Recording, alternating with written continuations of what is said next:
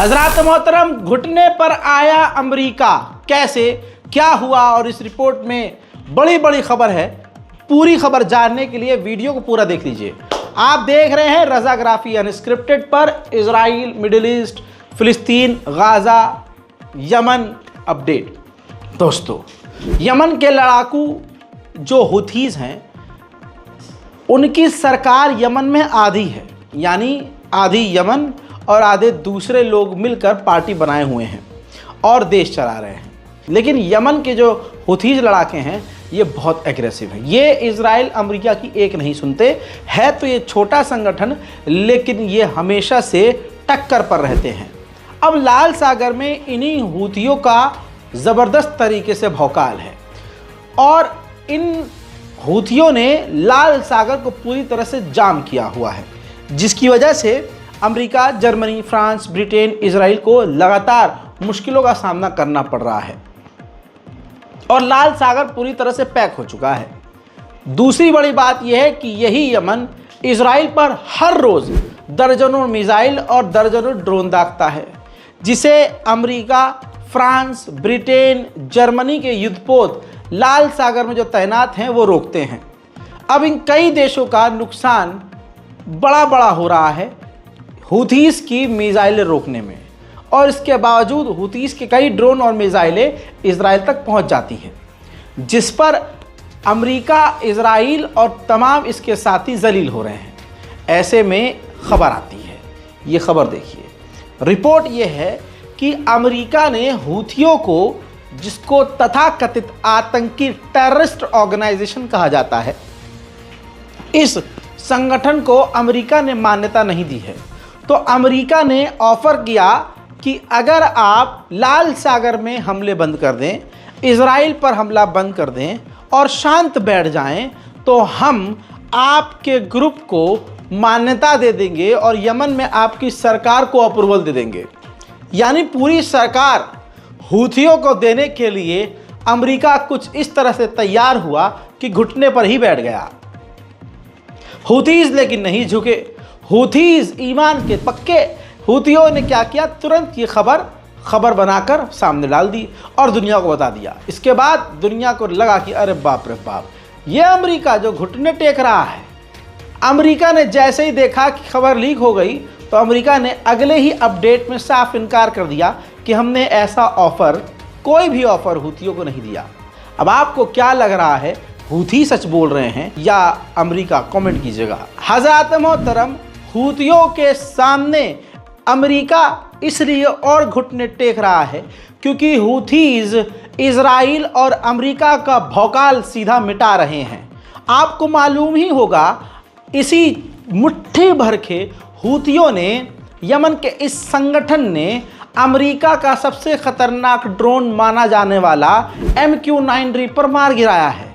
अब तक 9 MQ-9 reaper मार गिराए, लेकिन कल 10वां लड़ाकू संगठन ने 10वां MQ-9 रीपर अमेरिका का मार गिराया। 10वां। तस्वीर देखिए, ये सबूत दिखा रहा हूं कि यमन के हुथियों ने अमेरिका का MQ-9 reaper advance attack drone मार गिराया, जिसके बाद ये एक बड़ी वजह है जिसकी वजह से अमेरिका हुथियों को मनाने की कोशिश कर रहा था। सोचिए, दुनिया का सबसे बड़ा देश, सबसे ताकतवर देश और उसका एक ताकतवर ड्रोन मुट्ठी भर तथाकथित आतंकी संगठन मार गिरा देता है। जिसे दूसरे देश आतंकी कहते हैं, वो मुट्ठी भर लोग अमेरिका का ड्रोन गिरा देते हैं। तो इसमें ज़ाहिरन सीधी बात है कि इजराइल और अमेरिका की बेइज्जती ही है। मेरे दोस्तों, लेबनान की कोई मिसाइल इजराइल के अंदर पहुंची हो या ना पहुंची हो, लेकिन सबसे बड़ी वजह अमेरिका के घुटने टेकने की ये है। ये वीडियो देखिए। हजरात, फिलिस्तीन नामी मिसाइल अभी कुछ दिन पहले हुथियों ने दागी थी, जिसे अमेरिका लाल सागर में नहीं रोक पाया। इजराइल का सबसे खतरनाक, पूरी दुनिया का सबसे मजबूत और ताकतवर एयर डिफेंस सिस्टम अमेरिका और इजराइल के पास जो है, उसका नाम है एरो 3। इजराइल ने उस एरो 3 मिसाइल को दागकर इस फिलिस्तीन नामी मिसाइल, यमनी मिसाइल को रोकने की कोशिश की, लेकिन नाकाम रहे और इजराइल के सेंट्रल इलाके में ये जो हुतीस की मिसाइल है जाकर गिर गई और कई इलाके में आग लग गई, जिसके बाद अमेरिका के तेवर ठंडे पड़ गए। उधर सांस अटक तब और गई इजराइल की जब इसी खतरनाक हूथी संगठन ने ऐलान कर दिया कि इजराइल से लंबी जंग के लिए हम तैयार हैं। हजरात, जो हमास के लीडर हैं नए यहिया सिनवार, उनका ये लेटर दिखा रहा हूं।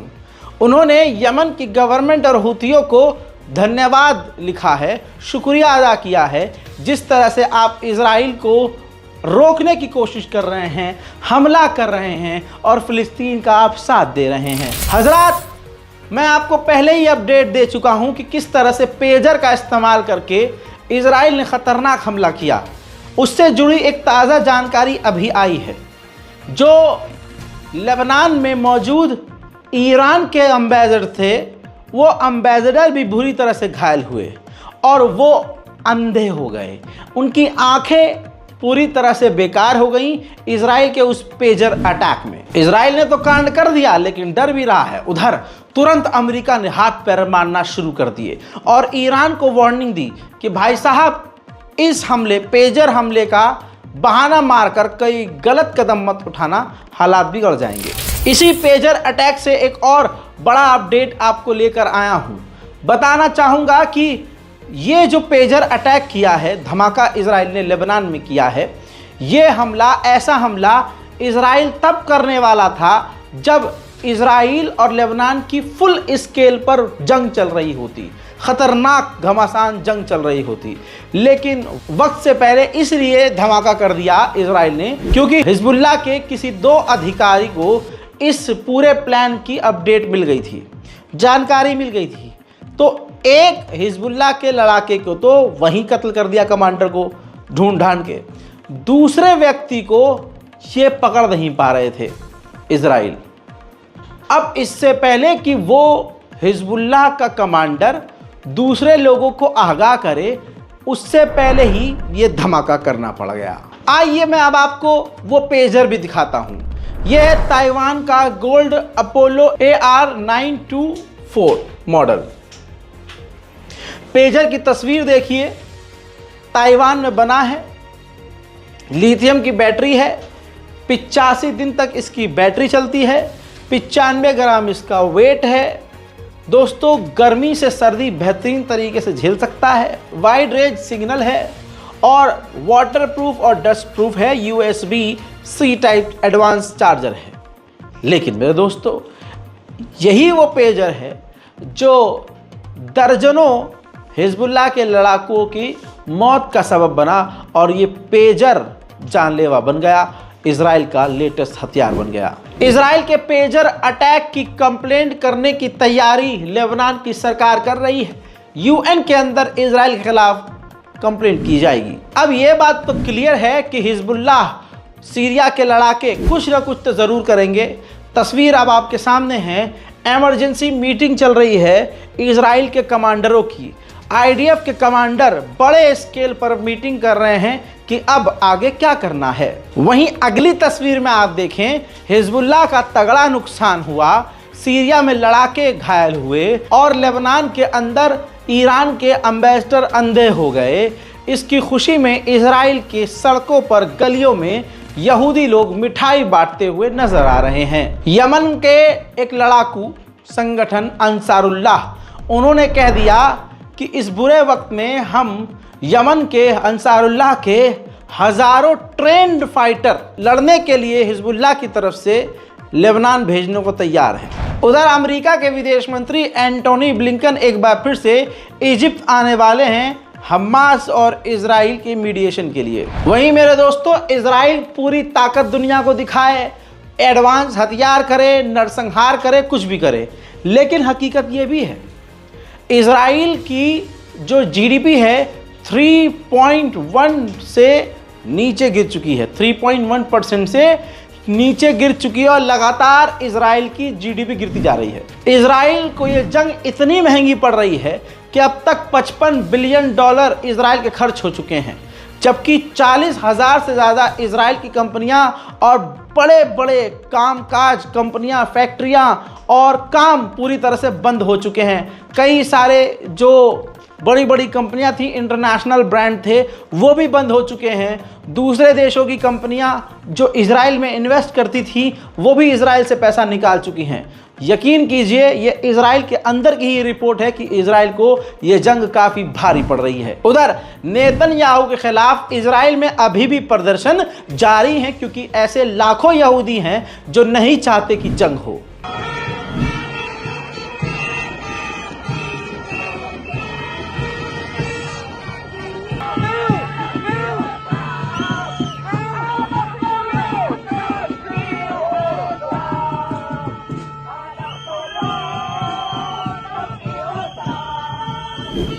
मेरे दोस्तों, मीडिएशन करवाने वाला एक अधिकारी बताता है कि हमास ने इजराइल का प्रपोजल, अमेरिका का प्रपोजल, वो 3 हफ्ते वाला क्लोज कर लिया था, एक्सेप्ट कर लिया था कि ठीक है भाई, अब ये चैप्टर क्लोज, 3 हफ्ते के लिए जंग हम बंद कर देंगे। लेकिन इजराइल के द्वारा ही, इजराइल के साइड से ही बात करने वाले अधिकारी ने बताया कि हमास राजी हो गया, लेकिन नेतन्याहू नहीं माने। बात एक बार फिर से वही साबित हो गई कि नेतन्याहू नहीं चाहते कि ये जंग रुके। उधर यूएन के अंदर अच्छे से चाइना अमेरिका को रेल रहा है। ऐसा लग रहा है कि ईरान की ही ज़बान चीन की ज़ुबान बन चुकी है।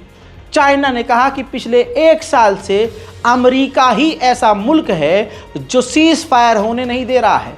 मिडिल ईस्ट में जो भी उथल पुथल हो रही है उसके पीछे ये अमेरिका है। वहीं मेरे दोस्तों, अगली ये तस्वीर देखिए, बड़ी ख़तरनाक है। इजराइल के जो फौजी हैं गज़ा के अंदर बिल्डिंगों और इलाके को उड़ाकर खुशियां मना रहे हैं। यूक्रेन की एक खूबसूरत लड़की को देखिए, ये देखिए। आप कहेंगे कि भाई साहब हमारे देश की हीरोइनें भी फेल हैं, लेकिन ये खूबसूरत लड़की इजराइल की तरफ से, यूक्रेन की महिला इजराइल की तरफ से गाज़ा के अंदर लड़ रही है और नरसंहार कर रही है। ये फोटो आपने देख लिया, अब अगली वीडियो देखिए। इस वीडियो में भी वही महिला है और ये वीडियो उसी महिला के द्वारा सोशल मीडिया पे पोस्ट की गई है। सेंट्रल गाज़ा से लेकर नॉर्थन गाज़ा तक ये महिला लड़ रही है, जबकि इसका देश खुद रशिया से लड़ रहा है, लेकिन अपने देश को छोड़कर ये किसी दूसरे देश के लिए लड़ रही है। वहीं इजराइल ने गाज़ा के अंदर 80% खाना, पानी, दवाइयों को पहुंचने से रोका हुआ है। जैसा मैंने आपको बताया था कि गाज़ा के लोग मजबूरी में बीच पर जाकर रह रहे हैं। अब तस्वीर देखिए, समुद्र का पानी उनके टेंट में आ रहा है। इस वजह से समुद्र के पानी को रोकने के लिए वो एक तरह से मिट्टी से ही, बालू से ही बॉर्डर बना रहे हैं। उधर यूएन की एक सीनियर महिला अधिकारी ने कहा कि इजराइल पिछले 1 साल से क्या, बल्कि 1 साल से पहले से अंतर्राष्ट्रीय कानूनों का उल्लंघन कर रहा है। Is the UN in jeopardy? Yes, it is. And as the historian Ras Sigalu, I keep on quoting, says, the fact that Israel was born as a state of exception to international law and to the rules set by the post-World War II order has not helped. In fact, I do believe that Israel has been a constant violator of international law, including USCOGAN's norms that admit no derogation, like the prohibition of apartheid and racial segregation, and the prohibition of, and the duty to respect the right of self-determination of the Palestinians. But of course, the list is long because Israel has committed war crimes and potentially crimes against humanity. वहीं Israel की military ने 30 और फिलिस्तीनियों को West Bank से गिरफ्तार कर लिया है। वहीं गाज़ा के अंदर ये पत्रकार हैं, इन पत्रकार के वालिद यानी पिता की इजराइल के बमबारी में गज़ा में मौत हो गई है। वहीं गाज़ा के अंदर इजराइल के हेलीकॉप्टर खतरनाक हमला कर रहे हैं। ड्रोन और फाइटर जेट तो हैं ही, लेकिन ओपन फायरिंग के साथ साथ बमबारी इजराइल के अटैक हेलीकॉप्टर भी कर रहे हैं। हजरात, आइए अब अगला अपडेट ग्राफिक्स के ज़रिए समझिए। अब तक इजराइल के द्वारा 11,051 हेल्थ केयर वर्कर मारे गए हैं, 986 को पहचाना जा चुका है और ये हमले लगातार बढ़ते जा रहे हैं। वहीं मेरे दोस्तों, अगला अपडेट ये है कि जर्मनी की मीडिया ने इजराइल से मांग की है कि हमें यानी जर्मन मीडिया को गज़ा के अंदर एंट्री करने दे। वहीं मेरे दोस्तों, भारत में जो लोग बोल नहीं रहे हैं उनको तो छोड़ ही दीजिए, लेकिन बेचारे जो डरते डरते बोले भी, इन्होंने इंसानियत दिखाई जिन लोगों ने, उनमें से फिलिस्तीन के समर्थन में प्रदर्शन करने वाले प्रदर्शनकारियों में से 51 प्रदर्शनकारियों के खिलाफ मोदी सरकार ने एफआईआर दर्ज करवा दी है। जाहिर सी बात है, अबे भाई तुम भारत में रह के भारत के मुसलमानों के लिए बोलते हो तब गिरफ्तार हो जाते हो, जब मस्जिद को बचाने के लिए बोलते हो तब बहानों से तुम्हारे घर पर बुलडोजर चल जाता है। तो ऐसे देश में और ऐसी सोच वाली बीजेपी की गवर्नमेंट में अगर आप फिलिस्तीन के लिए बोलोगे तो क्या ही होगा। ऐसी खबरें भी आप सुन चुके हैं भारत के अंदर से ही कि किसी जुलूस में, किसी प्रोग्राम में अगर किसी व्यक्ति ने फिलिस्तीन का झंडा लहराया तो प्रशासन ने उन्हें गिरफ्तार कर लिया। अब इसे दोगलापन ना कहें मोदी सरकार का तो क्या कहें कि अंतर्राष्ट्रीय लेवल पर आप कहते हो कि हम फिलिस्तीन के साथ हैं। मोदी जी खुद कहते हैं आके कि हम फिलिस्तीन को मदद भेज रहे हैं और भेजी भी, और मदद भेजने के बाद मोदी जी कहते हैं हम आगे और मदद देंगे। अभी 4 दिन पहले भारत के विदेश मंत्री ने कहा कि हम मांग करते हैं कि 2 स्टेट सॉल्यूशन हो, फिलिस्तीन को मान्यता दी जाए और ये जंग बंद हो। फ्रंट पर आप ये कह रहे हो और पीछे से जो झंडा बैन नहीं है, जिस देश को आप सपोर्ट करते हो उसका कोई मुसलमान झंडा लहरा देता है तो उसको आप गिरफ्तार कर लेते हो। वहीं इजराइल की एक गाड़ियों के पार्ट बनाने वाली कंपनी ने भारत से $45 मिलियन की डील कर ली है। वो भारत को गाड़ियों के पार्ट बना कर देगी, लेकिन भारत सरकार से यही कहूँगा कि इजराइल हर देश में अपने हथियार तैनात करता है, विस्फोटक पार्ट्स में लगा कर दे देता है और आगे जब टकराव होता है तो उसका वो इस्तेमाल करता है। लिहाजा भारत सरकार को इजराइल के रिकॉर्ड को चेक करके डील करनी चाहिए। वहीं मेरे दोस्तों, भारत के करीब इजराइल आ रहा है। भारत को अब इजराइल 100 किलोमीटर तक का मेट्रो बनाने का परमिशन देने वाली है, प्रोजेक्ट देने वाली है। समझे? मतलब यह है कि तेल अवीव तक, यानी तेल अवीव से लेकर 100 किलोमीटर किसी दूर इलाके तक इजराइल के अंदर भारत की कोई कंपनी मेट्रो बनाएगी। यह समझ से बाहर है भाई। यहाँ भारत में 1 महीने में 10 ट्रेन एक्सीडेंट हो गया और कई पुल गिर गए और कई सारी ट्रेनें पटरियों से उतर गई। ऐसे में ये रिकॉर्ड देखने के बाद अगर हो सकता है नेतन्याहू ने बोल दिया हो कि हाँ भाई ये काम बहुत बढ़िया हो रहा है भारत में, ऐसी यार हमें भी होनी, ऐसी मेट्रो हमारे यहाँ बनाओ भाई। जो देश में इतनी बढ़िया ट्रेन चला रहे हैं, मेट्रो कितनी बढ़िया चलाएंगे, बनाओ भाई बनाओ, इनसे बनवाओ। अपने मुल्क की मेट्रो है ये बनाएंगे हमारे। शाबाश, आ जाओ। उधर मेरे दोस्तों और भी बदतमीजी आई है। ये देखिए, इजराइल के सेटलर्स फिलिस्तीनियों के स्कूल पर हमला कर रहे हैं। वीडियो कई सारी ऐसी है कि आप देख नहीं सकते, बस मैं फिर भी आपको कुछ कुछ दिखाता हूँ सबूत के तौर पर, वरना हालात फिलिस्तीन के बहुत बुरे हैं। अच्छा, अब गाज़ा के लोग 57% जो लोग हैं गज़ा के, वो हमास के खिलाफ हो गए हैं कि भाई 7 अक्टूबर को आपने जो इजराइल पर हमला किया वो गलत था। इसके साथ लेटेस्ट अपडेट ये भी है कि इजराइल की करेंसी तेजी से डॉलर के आगे गिर रही है। वहीं इजराइल ने 97 सेटलर्स की टीम को 9000 राइफल बांटी। इधर जॉर्डन पूरी तरह से इजराइल अमेरिका की गुलामी करता हुआ काम कर रहा है। इराक की तरफ से एक ड्रोन तेजी से आ रहा था जो इजराइल जा रहा था, जॉर्डन ने उसे अपने एयर स्पेस पे मार गिराया है। अब सोच के देखिए, अमेरिका की ये तस्वीर देखिए, सबूत दे रहा हूं। अमेरिका की ऑफिशियल टीम और सेना के अधिकारी पहले सऊदी अरब पहुंचे, फिर सऊदी अरब के बाद सीधा वो इजराइल पहुंच गए। सीधी बात यह है कि बड़े बड़े अधिकारी, इजराइल अमेरिका के बड़े अधिकारी और अमेरिका की सेना भी लगातार इजराइल के साथ सऊदी अरब के नॉर्मलाइजेशन के लिए मेहनत कर रही है। वहीं इजराइल को सेना की कमी है, तो इजराइल खेल रहा है गंदी राजनीति। इजराइल ने 30,000 अफ्रीकन माइग्रेंट को ऑफर किया है कि भाई आप हमारे देश की रेसिडेंसी चाहते हैं, आप परमानेंट चाहते हैं कि आपको यहीं रहना है, आपको ग्रीन कार्ड चाहिए तो मिल जाएगा। बस आपको करना यह है कि आप हमारी सेना में आइए और सीधा हैंड टू हैंड अभी के अभी गाज़ा में जंग के लिए उतर जाइए। 30,000 लोगों को इजराइल ने ऑफर किया है। हजरात, ईरान के राष्ट्रपति का बयान आया। ईरान के राष्ट्रपति ने बोला कि हमने यमन को कोई हथियार नहीं दिए हैं, साथ ही हम अपने मिसाइल प्रोग्राम को नहीं छोड़ेंगे, क्योंकि अगर हमने मिसाइल प्रोग्राम को छोड़ दिया तो जिस तरह से आज गाज़ा पर बम गिर रहे हैं, कल को हम पर भी इसी तरह से बम गिरेंगे। हज़रात मोहतरम, गाज़ा की तमाम जानकारी, मिडिल ईस्ट के तमाम अपडेट्स इस रिपोर्ट में आपको दे चुका हूं। इस रिपोर्ट को शेयर कीजिए। आप देख रहे हैं रज़ाग्राफी अनस्क्रिप्टेड। तो चैनल को सब्सक्राइब कीजिए, वीडियो को लाइक कीजिए। नेशनल प्राइम टाइम के लिए हमारे रज़ाग्राफी मेन चैनल पर जाइए। मैं हूं रज़ा और आप देख रहे थे रज़ाग्राफी। जय हिंद।